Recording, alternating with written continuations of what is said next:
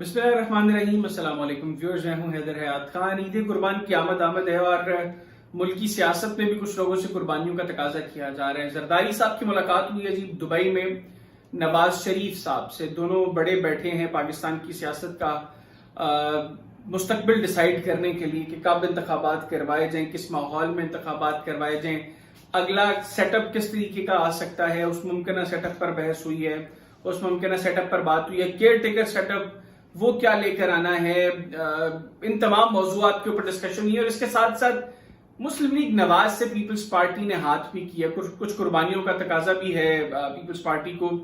और peoples party ने demand किया कि कुछ हलकों में Muslim League Nawaz sort of seat adjustment करे उनके साथ। पंजाब के कुछ हलके हैं। अब मुस्लिम लीग नवाज के लिए बड़ा अहम होगा इस मौके पर यह फैसला करना कि वो पाकिस्तान पीपल्स पार्टी के साथ सीट एडजस्टमेंट में जाती है तो उसका पॉलिटिकली फायदा या नुकसान क्या होगा उसको। एक चीज। दूसरा, पाकिस्तान पीपल्स पार्टी की लीडरशिप जो पहले तो वफाकी हुकूमत का हिस्सा होने के बावजूद ये बारहा कहती रही कि हम लोग, हमारी हुकूमत नहीं है, हम कोalition गवर्नमेंट का हिस्सा हैं। अब उन्होंने शहबाज शरीफ साहब को बड़ा ऑन करना शुरू कर दिया जब से नवाज शरीफ साहब की वापसी की बातें शुरू हुई हैं। इनफैक्ट उस सारी लेजिस्लेशन के प्रोसेस के अंदर भी पीपल्स पार्टी जो है वो पेश है, जिसके जरिए नवाज शरीफ साहब और जहांगीर तरीक साहब की जो ताहयात नाअहली है वो खत्म हो जाएगी। और वो 5 साल की मुद्दत का जो कानून है उस कानून के हवाले से लेजिस्लेशन में तो पीपल्स पार्टी पेश रही, लेकिन जब से इस कानून के ऊपर काम शुरू हुआ है तब से पाकिस्तान पीपल्स पार्टी ने शहबाज शरीफ साहब की बहुत साइड लेना शुरू कर दिया। और अगर मैं ये कहूं कि मुस्लिम लीग नवाज से ज्यादा पाकिस्तान पीपल्स पार्टी के लोग इस वक्त शहबाज शरीफ साहब की साइड ले रहे हैं तो ये गलत ना होगा। बिलावल भुट्टो जरदारी साहब जो चेयरमैन है पाकिस्तान पीपल्स पार्टी के, फॉरेन मिनिस्टर है शहबाज शरीफ साहब की कैबिनेट में, उन्होंने कहा कि शहबाज शरीफ साहब मुस्लिम लीग नून से ज्यादा पाकिस्तान पीपल्स पार्टी के वजीर आजम है। तो एक तो ये क्लियर हो रहा है कि शायद मुस्लिम लीग नवाज की लीडरशिप को ये मैसेज कन्वे किया जा रहा है कि नेक्स्ट सेटअप जो डेफिनेटली बड़ा इंपॉर्टेंट और बड़ा मुश्किल सेटअप भी होगा। मुश्किल कई हवालों से। एक तो ये कि पॉलिटिकली बड़ा चार्ज वोटर है तहरीक इंसाफ का। लोगों को तो जरूर लोग तहरीक इंसाफ को छोड़ रहे हैं, लेकिन वोटर उतनी तादाद में अभी तक तहरीक इंसाफ को छोड़ नहीं सका।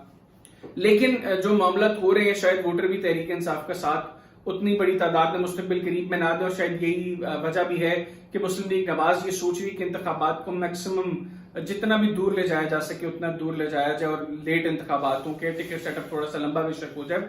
लेकिन पीपल्स पार्टी का यह ख्याल है कि अभी जो ग्राउंड सेट हुई है इसमें पीपल्स पार्टी के लिए सब अच्छे की खबरें हैं। तो पीपल्स पार्टी चाहती है कि as early as possible elections हों, असेंबलियां अपनी मुद्दत मुकम्मल करें। और असेंबलियां मुद्दत मुकम्मल करेंगी तो आईनी तकाजा ये है कि 60 रोज के अंदर इंतखाबात करवाने हैं तो 60 रोज के अंदर इलेक्शंस करवाए जाए और ऐसे अक्टूबर के दूसरे हफ्ते के अंदर इंतखाबात जो है वो बनते हैं।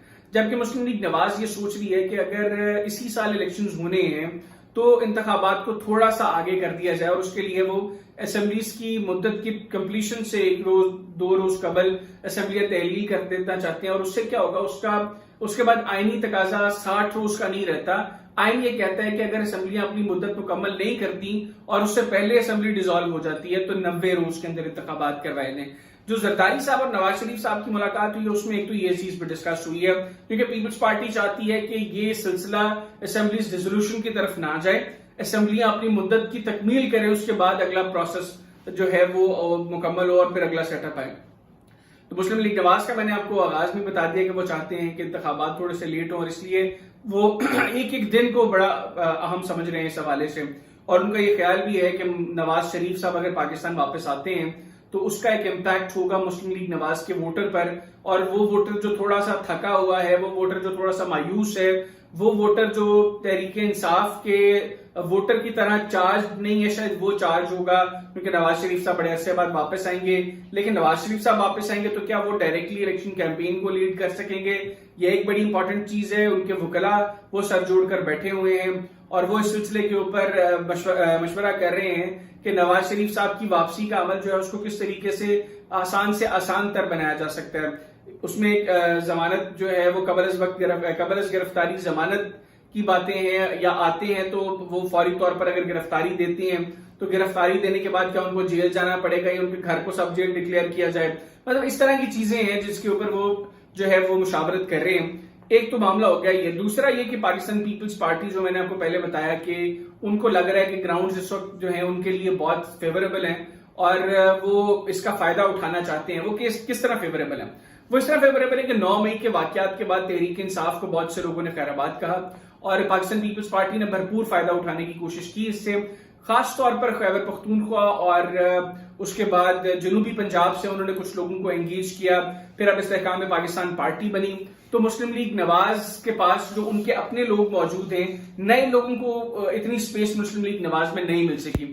کچھ حلقوں میں اب مسلم لیگ نواز کو بھی احساس ہوا ہے کہ وہ جو بات کرتے ہیں نا کہ وہ 95% اپنے پرانے کینڈیڈیٹس یعنی جو صرف 5% نئے لوگوں کے ساتھ میدان میں جائیں گے، تو وہ لگتا ہے کہ مسلم لیگ نواز کو اندازہ ہوا ہے کہ اتنا ووٹر نہیں ہے گراؤنڈ پہ مسلم لیگ نواز کا، تو وہ بھی اب الیکٹیبلز کی تلاش کر رہے ہیں۔ میں نے پہلے اپنے ویلاگ میں بتایا کہ 3 تحریک انصاف کے سابقہ اراکین قومی اسمبلی جو الیکٹیبلز بھی تصور کیے جاتے ہیں، وہ آنے والے چند روز میں جب مریم نواز صاحبہ حج کرنے کے بعد پاکستان واپس آئیں گی، اس کے بعد وہ 3 اراکین قومی اسمبلی مسلم لیگ نواز جوائن کریں گے۔ بلوچستان کے اندر مسلم لیگ نواز گزشتہ چند سالوں میں بہت زیادہ کمزور ہوئی ہے، تو اس کو دوبارہ سے مضبوط کرنے کے لیے کچھ اہم لوگوں کی شمولیت بلوچستان سے بھی مسلم لیگ نواز میں متوقع ہے، جس میں جام کمال صاحب کا نام میں نے پہلے بتایا، سینیٹر انوار الحق کاکڑ صاحب کا نام میں پہلے آپ کے سامنے رکھ چکا ہوں، اور ان کی شمولیت کو لے کر جو ہے وہ بلوچستان کی جو کابینہ ہے مسلم لیگ نواز کی، اس کو جو ہے اعتماد میں لینے کے لیے پرویز رشید صاحب کا ذمہ داری بھی ان کی جو ہے وہ لگائی گئی ہے۔ اچھا، تیسری چیز جو میں نے آپ کو آغاز میں کہی کہ قربانی کا چونکہ عید الاضحیٰ قریب ہے، قربانی کی عید، اور ایسے میں مسلم لیگ نواز سے بھی کچھ قربانیاں جو ہے وہ ان کا تقاضا کر رہی ہے پاکستان پیپلز پارٹی، تو کچھ حلقے ہیں پنجاب کے جہاں پر پاکستان پیپلز پارٹی چاہتی ہے کہ مسلم لیگ نواز اپنے امیدوار پاکستان پیپلز پارٹی کے امیدواروں کے مقابلے میں کھڑے نہ کریں۔ اچھا، اب وہ کون کون سے حلقے ہیں؟ ان میں ایک حلقہ تو ہے جی راجہ پرویز اشرف صاحب کا جو اس وقت قومی اسمبلی کے اسپیکر ہیں، اور دوسرا حلقہ ہے جی قمر الزمان کائرہ صاحب کا۔ قمر الزمان کائرہ صاحب جو ہیں وہ وزیر اعظم کے معاون خصوصی ہیں اور پاکستان پیپلز پارٹی کے ساتھ بڑی ان کی دیرینہ رفاقت ہے، سابقہ وفاقی وزیر بھی رہ چکے ہیں، ابھی بھی ان کا جو ہوتا ہے وہ ایکویلنٹ ٹو فیڈرل منسٹر ہے۔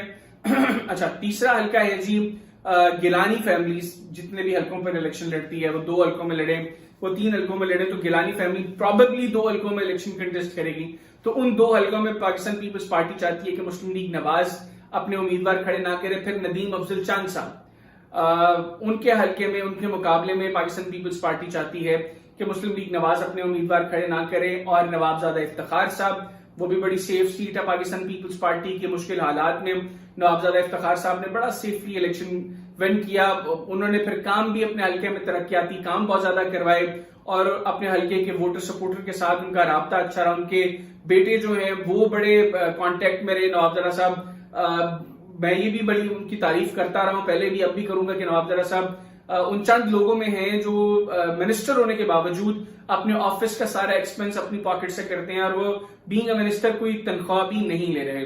تو نوابزادہ افتخار صاحب، ان کی سیٹ ویسے بھی سیکیور ہے، لیکن پیپلز پارٹی چاہتی ہے کہ نوابزادہ افتخار صاحب کے مقابلے میں بھی مسلم لیگ نواز جو ہے وہ اپنے کسی امیدوار کو میدان میں نہ اتارے۔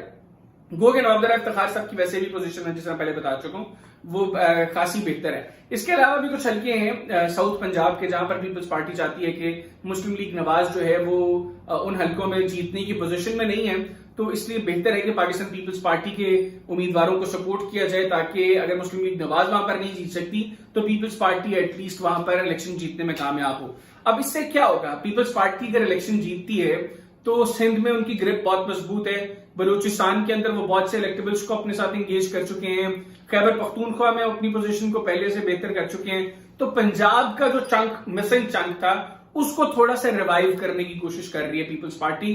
اب مسلم لیگ نواز نے ان سے مشاورت کے لیے وقت مانگا ہے، اگر یہ فیصلہ ہو جاتا ہے کہ مسلم لیگ نواز ان حلقوں میں پاکستان پیپلز پارٹی کے امیدواروں کے خلاف کینڈیڈیٹس کھڑے نہیں کرے گی، تو پھر مستقبل کا جو سیٹ اپ ہے شاید اس کی پکچر تھوڑی سی کلیئر ہو جاتی ہے۔ اجازت دیجیے، اللہ حافظ۔